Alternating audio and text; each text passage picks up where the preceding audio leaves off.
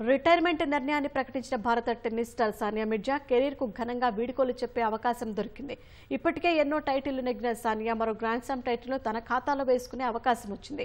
Australian open mixed doubles విభాగంలో రోహన్ బోపన్నతో కలిసి ఫైనల్కు దూసుకెళ్లిన సానియా కప్పును ముద్దాడేందుకు అడుగు దూరంలో నిలిచింది.